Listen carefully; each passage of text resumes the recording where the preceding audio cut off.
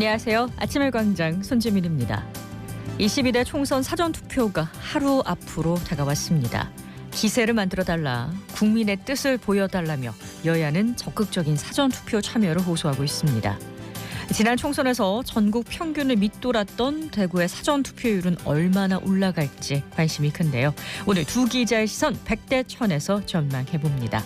현장 리포트에서는 개통 2년을 맞은 서대구역을 찾아봅니다.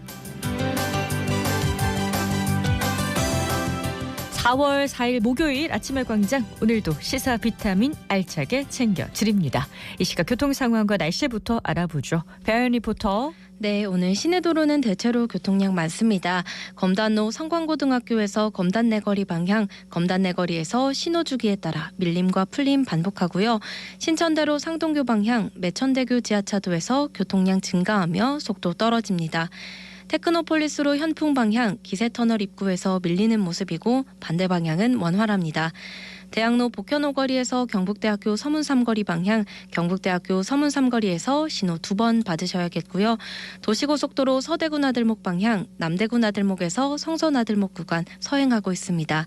성북로 북친삼내거리에서 성북교 방향, 차간거리 좁혀 이동 중이고, 효동로 망우당공원에서 아양내거리 방향, 망우당공원 100m 지난 지점 2차로에서 크레인 차량 동원해 가로수 가지치기 작업 중입니다. 노원로 노원내거리에서 만평내거리 방향도 건영화물내거리 지나자마자 가장자리 차로 막고 작업 중입니다. 오늘은 하늘이 차츰 맑아진다는 뜻을 지닌 절기 청명입니다. 다만 오늘 오전까지 경북 내륙을 중심으로 가시거리 1km 미만의 안개가 끼어있는 곳이 있겠고요. 안개가 걷히고도 하늘은 대체로 흐리겠습니다. 오늘 아침 대구와 안동의 기온은 11도로 평년보다 조금 높게 시작했고요. 낮에는 대구 16도, 안동은 15도로 어제와 비슷하겠습니다. 기온은 내일부터 다시 오름세를 보이며 일교차가 커지겠습니다. 현재 대구의 기온은 11.4도, 습도는 81%입니다. 지금까지 배아현이었습니다.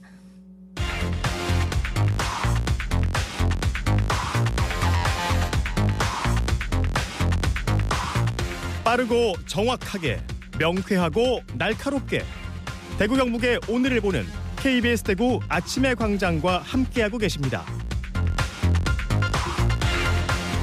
대구 경북의 주간 브리핑으로 이어갑니다. 오늘 아침 뉴스 매일신문 김윤기 기자 나오셨어요. 안녕하세요. 예, 안녕하세요. 첫 소식 볼까요? 예, 대구시가 대구 경북 신공항 특수목적 법인에 참여하는 민간 기업에 파격적 인센티브를 지원하기로 했었죠. 여기에 더해서 이 SPC에 참여하지 않는 기업들은 향후 대구시가 발주하는 모든 공사에 사실상 참여가 불가하다고 선언했습니다. 네, 지금 참여 의사를 밝히는 기업이 꽤 되는 걸로 아는데 대구시가 상당히 강수를 둔 것 같아요. 예, 대구의 건설사인 화성산업, 서한, 태왕 등 6개에서 7개 기업은 사업 참여 의향서를 이미 접수한 걸로 알려졌고요. 시공능력 상위 20위 이내 건설사 중 11곳이 참여를 검토하고 있는 걸로 파악됐습니다. 이들 중에 실제로 몇 곳이 참여를 할지는 미지수인데요. 부동산 경기 침체 여파로 민간 기업들이 막바지에 참여를 망설이는 곳이 많다는 후문입니다. 시는 앞서 TK 신공항 특별법과 관련 조례에 근거해서 이 SPC 참여 업체에게는 향후 10년 동안 시가 발주하는 모든 관급 공사에서 우선 참여를 보장하거나 입찰 심사 과정에서 가점을 부여하겠다고 밝힌 바 있는데요. 말하자면 이런 당근뿐만 아니라 채찍까지 들겠다는 겁니다. 채찍까지. 이 채찍이 얼마나 효과적일지 모르겠습니다. 예, 대구시 향후 발주 사업을 보면 대구시 내 군부대 이전 사업을 비롯해서 도시철도 4호선, 803 관통 고속도로 건설 사업이나 제2국가산 난 수성 알파시티, 대구 대공원 조성 사업 같은 굵직한 토목 사업이 즐비한데요. 민간공항 건설을 비롯해서 후적지 및 주변지 개발, 철도와 고속도로 건설 등 모든 토목공사 규모를 합하면 약 70조 원 규모에 이를 전망입니다. 시는 이번 주 금요일까지 사업 참여 의향서를 접수받는데 결과를 지켜봐야겠습니다. 네, 인텐시브와 더불어서 많은 조약이 있는데요. 한번 지켜보도록 하죠. 다음 소식 볼까요? 예, 우체국이 점심시간 휴무제를 확대 시행 중인데요. 이 점심시간을 쪼개서 우체국을 찾는 사람들도 많다 보니 불편 민원 역시 커지고 있습니다. 대구에서는 지난해 10월부터 우체국 점심시간 휴무제에 대한 논의가 본격화돼서요. 대구 시내 우체국 84곳 중에 이미 60곳 정도가 점심시간 휴무제를 시범 실시하고 있습니다. 이들은 모두 직원 수 4인 이하의 소규모 우체국들인데 교대로 점심을 먹으면 업무 능률도 떨어지고 현금 피탈이나 금융범죄에 대응하기 어려워지는 측면도 있다는 설명입니다. 네, 이 점심시간 휴무를 시행하는 공공기관이 늘고 있습니다. 근데 이걸 모르고 헛걸음하는 분들은 좀 주의를 하셔야겠어요. 예, 우체국은 시민 불편을 최소화하려고 점심시간 휴무제 실시를 알리는 현수막을 걸고 이용객 대상 구두 공지도 3개월 동안 이어왔다는 설명입니다. 또 인근 지점 간에는 점심시간을 다르게 둬서 폐쇄 시간이 겹치지 않도록 조치했다고도 밝혔습니다. 다만 젊은 층보다 상대적으로 정보인식이 늦은 노년층에서 특히 불편이나 불만을 호소하는 목소리가 적지 않은 점은 여전히 고민거리입니다. 점심시간을 지점마다 다르게 설정한 점 역시 오히려 고객들을 혼란스럽게 만든다는 지적도 나옵니다. 네, 지점마다 다르게 만든 건 이제 고객들을 위한 거였는데 오히려 혼란만 가족을 시킨다고 하니까 참 어렵습니다. 고민할 것들이 많은데요. 절충점을 잘 찾을 수 있으면 좋겠네요. 다음 소식 보겠습니다. 예, 달성군 방천리에 있는 대구 환경자원사업소에서 나오는 오염수가 서구에서 처리되고 있는데요. 여기서 비롯되는 지원기금을 서구 주민들은 받지 못하고 있어서 부당하다는 지적이 나옵니다. 서구 비산동에 있는 달서천 하수처리장은 2010년부터 환경자원사업소에서 흘러나온 침출수를 처리해 왔는데요. 대구시는 조례를 제정하고 지금까지 환경자원사업소 부지 경계를 기준으로 2km 이내에 사는 주민들을 주민지원기금 수혜 대상으로 정했습니다. 네, 오염수를 처리하는 곳은 서구인데 지원 대상에는 포함이 못 된 거네요. 예, 이 침출수 처리 시설도 넓게 보면 환경자원사업소처럼 폐기물 처리 시설에 해당한다는 게 서구에서 나오는 주장인데요. 이미 조성된 기금 일부라도 서구 주민들에게 지원하기 시작해야 한다는 겁니다. 대구시는 3년마다 대기나 토양을 종합적으로 조사하는 폐기물 처리 시설 주변 영향지역 평가라는 게 있다면서 올해 예정된 평가 결과에 따라서 기금 지원 여부를 결정하겠다고 밝혔습니다. 네, 다음 소식 마지막으로 하나만 더 볼까요? 예, 지난 2월 말 출범한 대구경찰청 형사기동대가 첫 한 달 동안 형사사범 180명을 입건하고 이 중 24명을 구속한 걸로 나타났습니다. 검거 유형별로는 금융수사기관 사칭 보이스피싱 범죄가 38건, 조직폭력배 개입 폭력행위 22건, 마약류 범죄 22건 등 모두 94건에 달했습니다. 경찰은 최근 범죄 대응력 향상과 현장 중심 조직 개편이 한 방향으로 범죄 첩보 수집이나 강력 사건에 즉시 대응할 수 있는 형사 기동대를 신설했는데요. 취약 지역을 선정해서 야간 시간대 가시적 순찰이나 거점 근무 같은 방식으로 범죄 예방 활동에도 주력하고 있습니다. 네, 성과가 좋아서 앞으로도 기대가 좀 모아지는 부분입니다. 오늘의 팀 뉴스 여기까지 듣죠. 매일신문 김은기 기자였습니다. 고맙습니다. 감사합니다. 안녕하세요. 저는 중구선거관리위원회 공정선거지원단으로 근무하고 있는 편강이라고 합니다. 공정선거지원단은 선거 기간 동안 단속 예방 활동을 하고요. 후보자들이 선거를 잘 치를 수 있도록 도와주는 역할을 합니다. 선거 시작되기 2달 전부터 선거 끝날 때까지 활동을 하고 있습니다. 여러 활동 중에서 투표 개표할 때가 가장 설레고 아무나 할 수 없는 경험이어서 자부심도 느끼고 있습니다. 투표하시는 분들이 잘 찍으면 되는데 조금 애매하게 찍힌 부분 있잖아요. 연하게 찍힌다거나 약간 좀 선에 걸쳐가지고 찍힌다거나 그런 부분이 저희가 판단할 수 없는 부분이기 때문에 저희 계장님한테 이제 확인 검사를 받으러 가야 그때 이제 움직이면서 확인하기 때문에 그 부분이 제일 힘들었습니다. 그런 힘든 부분도 있는데 현장에서 개표에 이제 참여한다는 거는 너무 뿌듯하고 좀 즐거운 일이거든요. 그래서 이번에 또 지원하게 됐습니다. 이번엔 지난번이랑 다르게 전국에서 온 투표지가 담긴 봉투를 기계를 사용해 개봉하는 일을 맡았는데요. 새로운 역할을 맡은 만큼 사전에 테스트도 해보고 만반의 준비를 하고 있습니다. 제22대 국회의원 선거 사전투표율이 4월 5일에서 6일 이틀 동안 진행되니까 4월 10일 선거일 날 시간이 안 되시는 분들은 사전투표 기간에 꼭 투표하시고 본인의 권리를 행사하시길 바랄게요.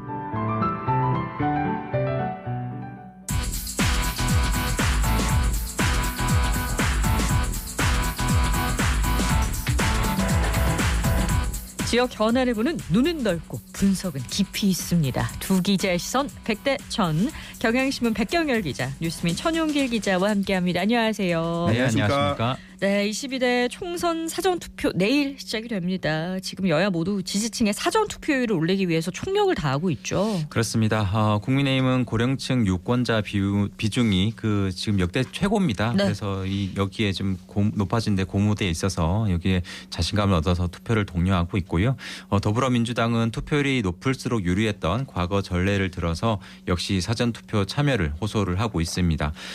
최근 선거에서 사전투표율은 증가 추세입니다. 2016년 총선에서 12.2%였는데 2020년 총선에서는 26.7%까지 높아졌습니다.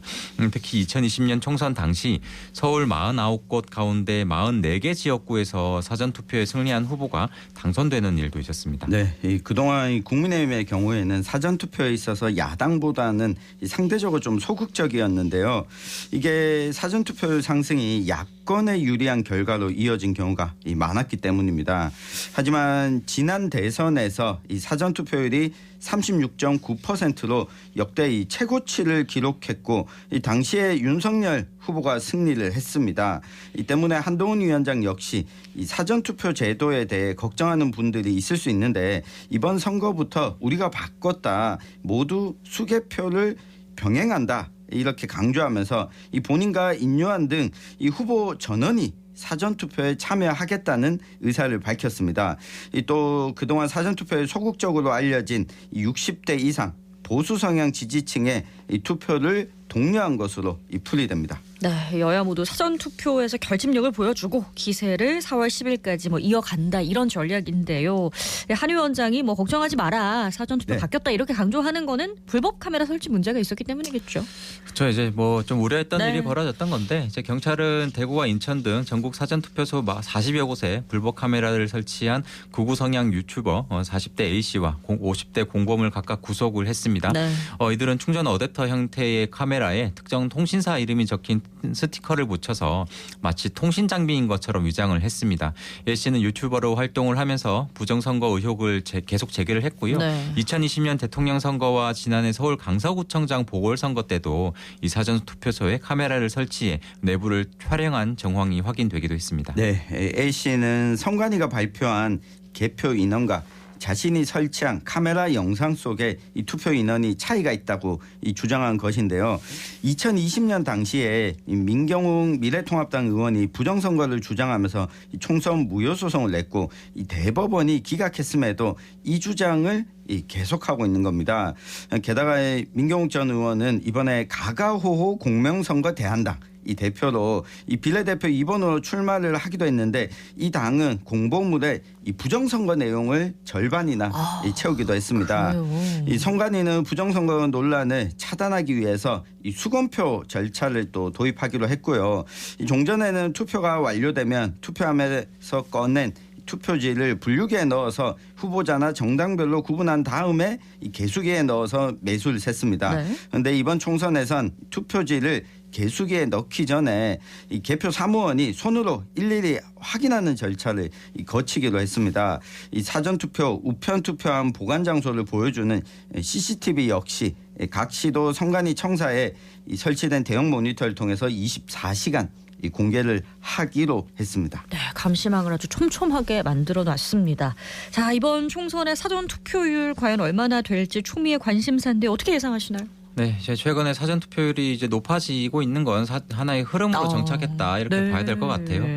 여야 이제 좀 박빙일수록 이런 경향이 좀 심해질 것으로 예상이 되고요. 이번에도 20%는 무난히 넘길 것으로 예상이 되고 30%도 좀 가능하지 않을까 저는 조심스럽게 예상을 해보는데, 근데 대구는 좀 격전지가 많이 줄어서 역대 좀 가장 조용한 선거라는 평가와 우려가 좀 있습니다. 네. 전국 평균보다는 좀 대구는 낮을 가능성이 있다고 보십니다. 대구는 보통 또 사전투표율이 높은 지역은 아니긴 했어요. 전통적으로도. 네. 자, 지난달 27일부터 4월 1일까지 진행된 재외선거 투표율은 62.8%. 아주 숫자가 크죠. 네. 총선을 기준으로 하면 역대 최고치라고요. 맞습니다. 60%를 넘긴 재외선거 투표율은 이번이 처음인데요. 네. 이 총 투표자가 92,900여 명.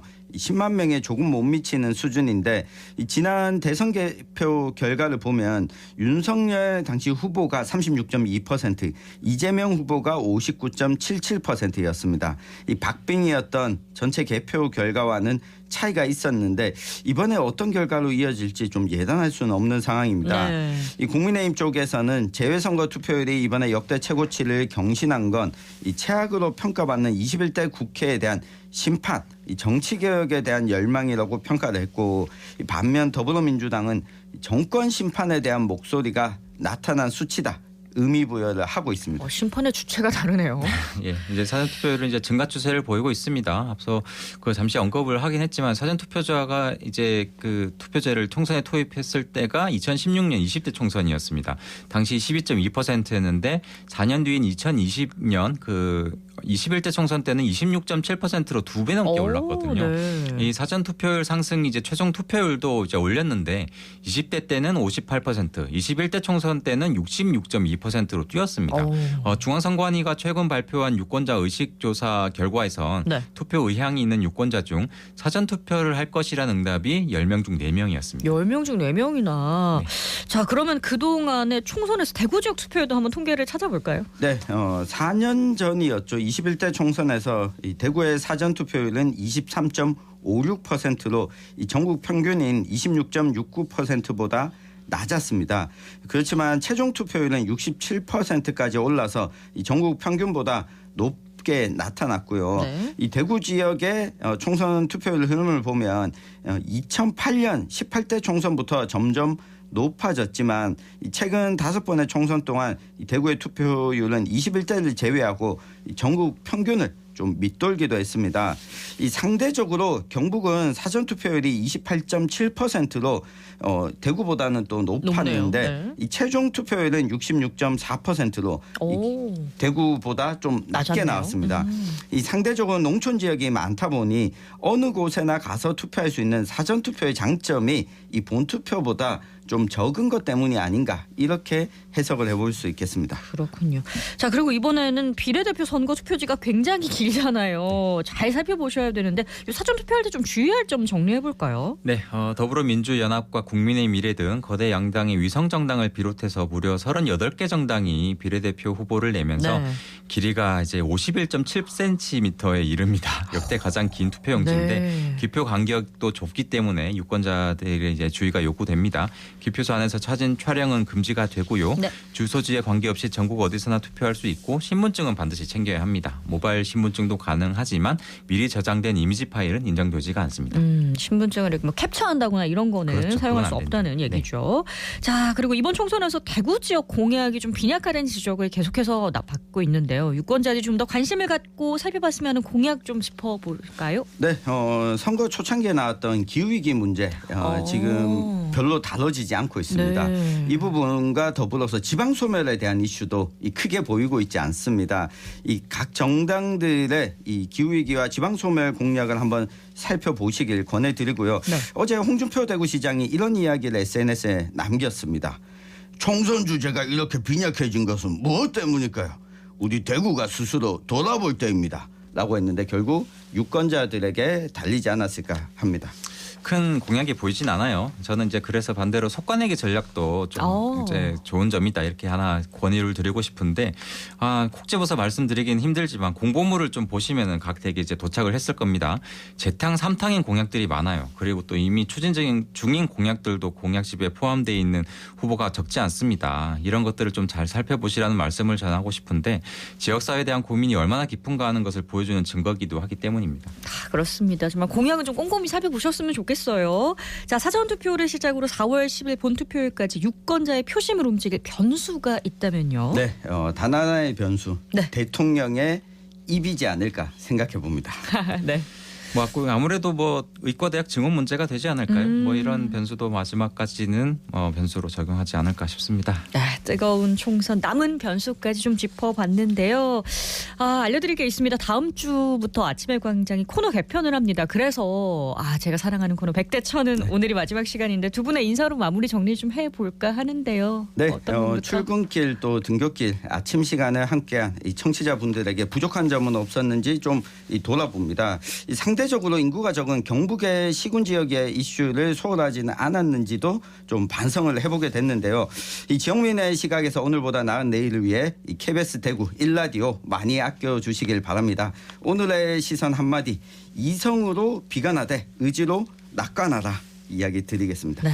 저는 아침의 광장하고 이제 도들어보니까 첫 인연이 2015년이었어요. 꼭 10년이었는데 이제 우연히 뭐 좋은 기회가 주어졌고 부족한 실력이지만 나름 열심히 준비해서 청취자 여러분을 늘 기쁜 마음으로 만날 수 있어서 행운이었습니다. 개인적으로. 저는 대구 경북에서 계속 묵묵히 소식을 전하는 기자로 남을 거고요. 끝으로 백대천을 하면서 우리 사회가 갈수록 하나의 정답만을 좀 강요하고 자신과 맞지 않으면 좀 혐오하고 갈등하는 것 같아서 이런 경향이 계속 나타나는 것 같아서 좀 안타까웠거든요. 그래서 마지막 시선 한마디로 저는 다양한 생각, 우리 모두가 정답이다라고 좀 한마디를 남기고 싶습니다. 네, 정답 같은 또 마무리 인사를 두 분께서 해주셨습니다. 저보다 훨씬 또 아침의 광장을 함께 오랫동안 지켜주셨는데요. 또 다른 곳에서 좋은 모습으로 뵐 수 있기를 기대하겠습니다. 뉴스민 천영길 기자, 경향신문 백경일 기자 수고 많으셨습니다. 고맙습니다. 감사합니다.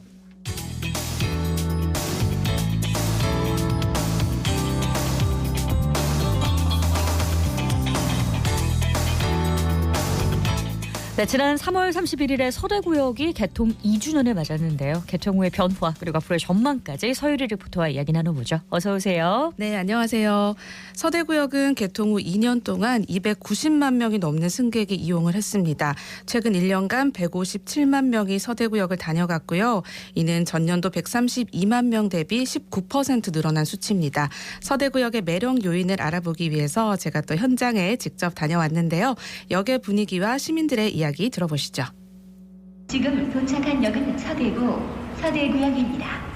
딸 서구 사는 고정자입니다. 첫째, 직원들이 굉장히 친절하고 분위기가 하여튼 깨끗하고 허전한 그런 게 있었는데 지금은 분위기가 많이 어우러져가지고 편의점이랑 식당이랑 뭐 분식집이랑 빵집이랑 이제 고루고루 들어오고 있는데 앞으로는 좋아지겠고 제일 아쉬운 거는 차편이 너무 딱 5개뿐이니까는 아침 일찍 출근하고 지금 이 시간대 지내면은 밤 11시 있잖아. 그때는 또 주부들이고 애들이고 다니기 또 힘들고 그래 차편이 좀 많았으면 좋겠다 그렇습니다. 서울에서 출장 온 직장인입니다. 출장으로 종종 대구를 오는데요. 그전에는 동대구역만 이용을 해봤거든요.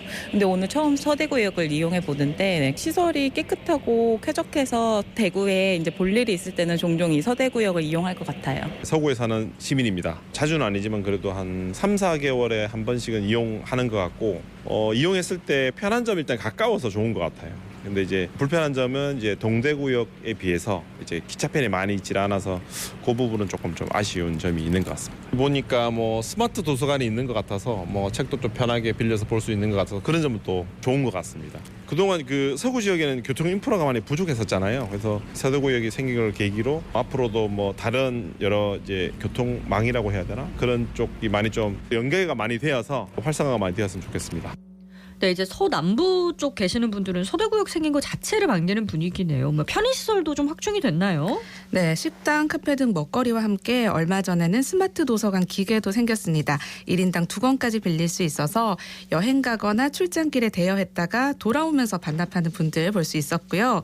스마트 도서관 바로 옆에는 무인 민원 발급 창구가 있어서 반값으로 편리하게 주민등록 등본과 초본, 가족관계 등록부 등을 또 발급을 받을 수 있습니다.